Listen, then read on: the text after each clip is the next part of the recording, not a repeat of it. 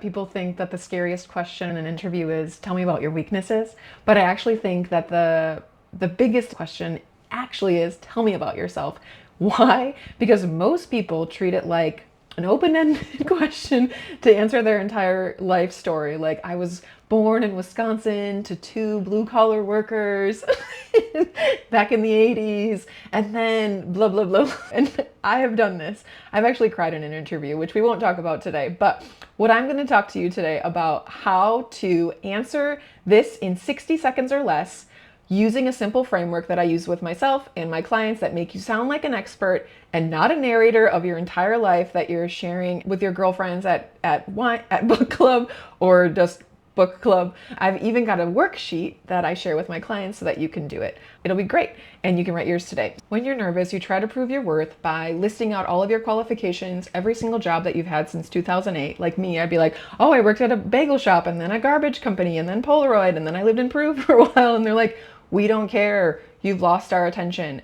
And you lose your own thread, and then you end up sounding scattered rather than strategic. This happens because we know too much about ourselves. We're going to tell them everything, but actually we just need to be more strategic and focused on what we want them to know that's both relevant to our experience and relevant to the work that you're going to be doing at the company to make them more money, because that's their goal, right? Is for you to be a great team member that also makes them a lot of money. And so when you lose your own thread, then you feel like you have to justify your performance in the room, so then you over-explain, and then this triggers your performing mode instead of your expert mode. And the way that we get to your expert mode is by having you have already practiced this, so that you know what to expect. Every single interviewer, every single interview, every single screen from now on, every single new person you meet on the street is going to say, tell me about yourself in some form, in some way or another. And I want you to feel like an expert, that you know how to answer this. You're going to answer it differently if you're in a group of moms. You're going to answer it differently if you're in a job interview. You're going to answer it differently if you're meeting with someone at your kid's school. Okay. So every single time it's a new iteration. So it's not a static pitch. It's something that you keep learning and learning and learning. You keep rather iterating and iterating as you become more comfortable talking about it, and then also as you gain more experience. When someone says, tell me about yourself, they're not looking for a whole movie. They're actually looking for like the trailer of your life. And so a trailer is always like, ooh, I want to see that because I want to see the full development of the story, not I want to see the full development now. You want to actually leave them with questions.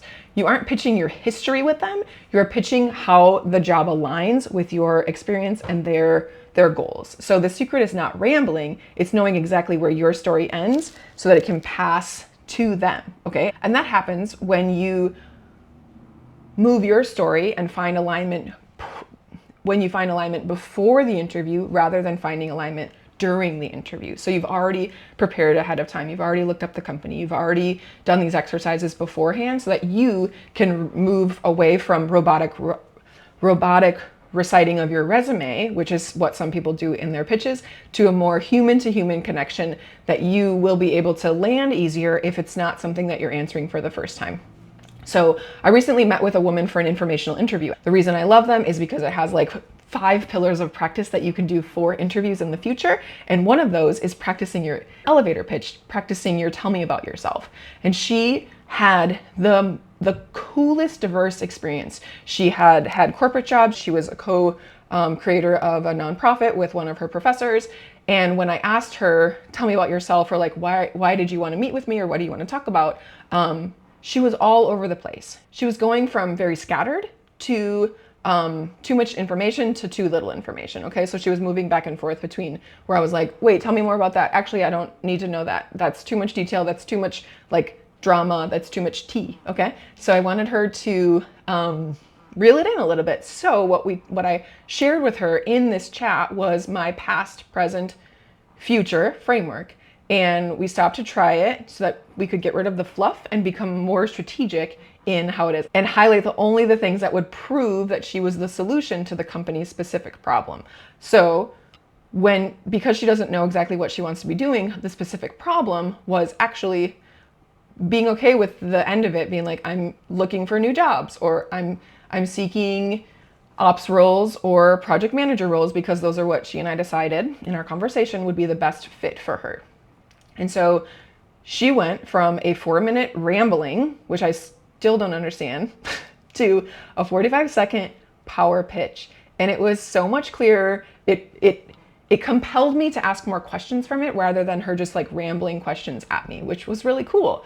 She felt grounded when she said it, and she was able to then say it more recently in interviews that she was getting, where she was able to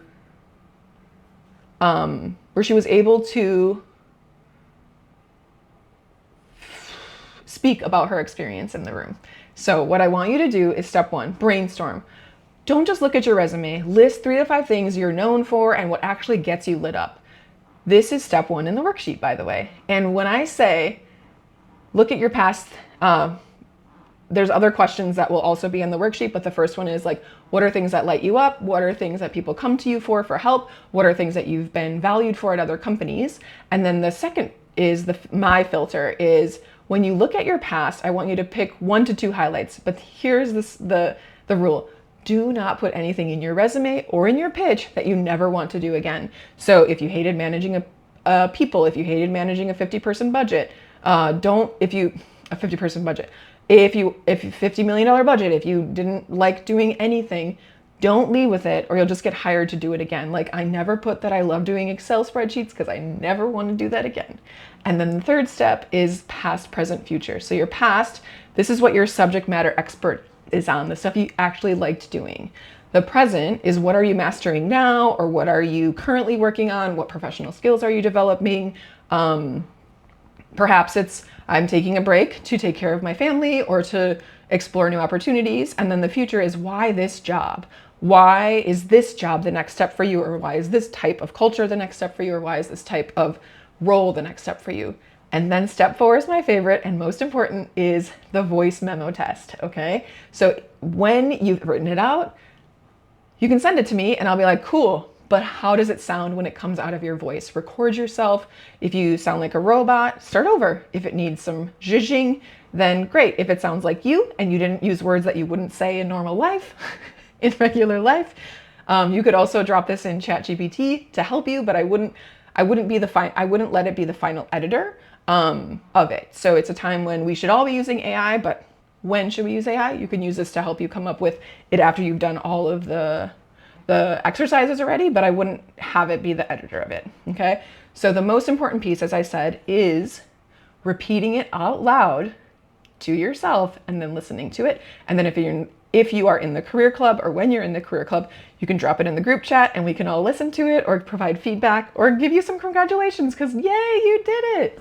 All right, so I want you to remember your story is powerful. Your story is important.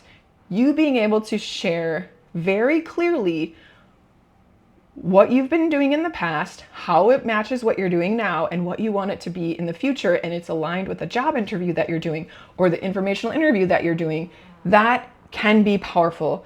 But don't let it be a 5-minute rambling station, a 5-minute rambling time where you lose the thread or someone becomes uninterested because you're sharing too much information.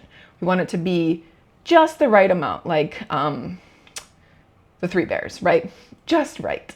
Okay, and then to make this even easier, I'm gonna put the elevator pitch worksheet template, the elevator pitch worksheet and template, inside of the description of this video so that you can go through the exercise that I just ran through on your own time.